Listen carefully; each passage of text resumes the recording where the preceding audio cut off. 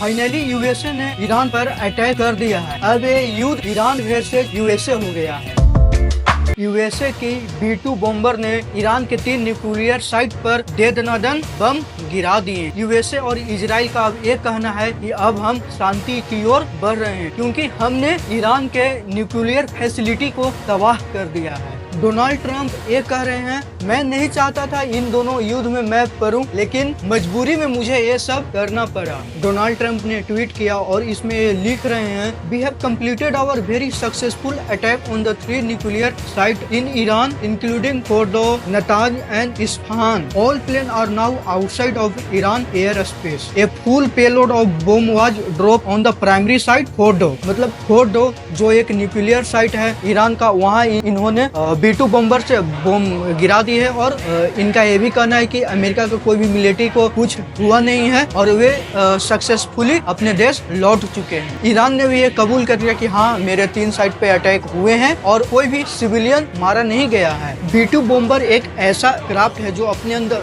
Bomb लेके चलता है। ये एक ऐसा एयरक्राफ्ट है जो रेडिएशन में आता ही नहीं है। रेडिएशन में तब आएगा जब यहाँ से कोई रे रिफ्लेक्ट होके लौटेगा। B-2 बॉम्बर क्या करता है, ये रेडिएशन को अपने अंदर एब्जॉर्ब कर लेता है, जिससे क्या होगा, रेज यहाँ से रिफ्लेक्ट ही नहीं होगा, जिसके वजह से ये दिखाई नहीं देता है। मतलब किसी का रडार में ये नहीं आएगा। किसी भी कंट्री के ऊपर से ये अगर B-2 बॉम्बर फ्लाई कर रहा है तो उसके रडार में नहीं आएगा। ये जो B-2 बॉम्बर है, इसकी कीमत लगभग यूएसए के द्वारा 18,000 करोड़ है एक बॉम्बर की, और ऐसे उन्होंने 20 तैयार किए हैं। ईरान के जो न्यूक्लियर साइट्स है वो पहाड़ी इलाका में है और उसके अंदर लगभग 100 मीटर अंदर इन्होंने न्यूक्लियर साइट बना रखी थी। इजराइल के पास अभी उतना टेक्निक नहीं है कि वो जमीन के अंदर 100 मीटर तक जाके हमला कर सके, लेकिन जो B-2 बॉम्बर है टेक्नोलॉजी से लेस है, जो जमीन के अंदर 100 मीटर तक अंदर जाके हमला कर सकता है। यूएसए ने मिडिल ईस्ट एशिया का जो उसका फौज है, बेसेज है, आर्मी बेसेज है, उसका अभी तक प्रयोग नहीं किया है और वो जान रहा है कि हमने ईरान को चारों तरफ से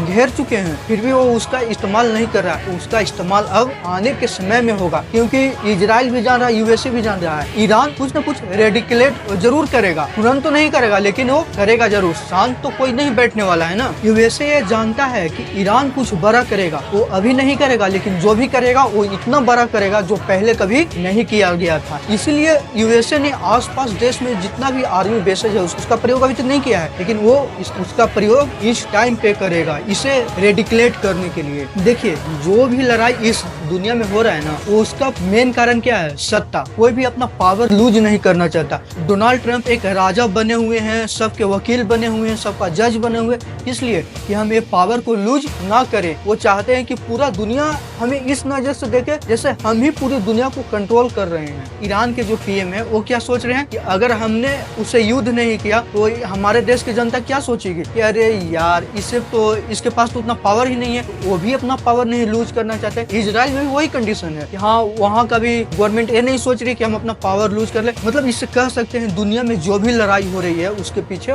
पावर मेन कारण है। जब भारत ने परमाणु परीक्षण किया था उस समय भी यूएसए का यही रिएक्शन था कि नहीं, तुमने ये परीक्षण क्यों किया। मतलब यूएसए ये नहीं चाहता है कि कोई और भी कंट्री न्यूक्लियर पावर बने, इसीलिए ये सब हो रहा है, ये युद्ध हो रहा है, ये युद्ध का रणनीति तैयार हो रहा है। इजराइल भी नहीं चाहता है कि मेरे पड़ोसी मुल्क न्यूक्लियर वेपन वाला कंट्री बन जाए, ताकि बाद में वो हमको दर्द दे। दुनिया में जो भी कंट्री सुप्रीम पोजीशन पर है वो नहीं चाहता है कि कोई और उसके टक्कर में आए, कोई और उसके बराबरी में आए। वो ये सिर्फ यही चाहता है हम सुप्रीम है और कोई सुप्रीम ना हो, ना ही कोई न्यूक्लियर पावर कंट्री बने। जो जितना पहले बन चुका है वो बन चुका है। जब भारत ने भी न्यूक्लियर वेपन बनाया था तो यूएसए क्या कर रहा था, नहीं, हम इसे नहीं मानते हैं। मुझे ऐसा लगता है ईरान जरूर इसका बदला लेगा, लेकिन तुरंत नहीं लेगा, वो कुछ टाइम के बाद लेगा और एक ऐसा बदला लेगा जो पहले इतिहास में कभी उसने नहीं लिया हो, और एक ऐसा बदला जो पूरी दुनिया को अचंभित कर देगा।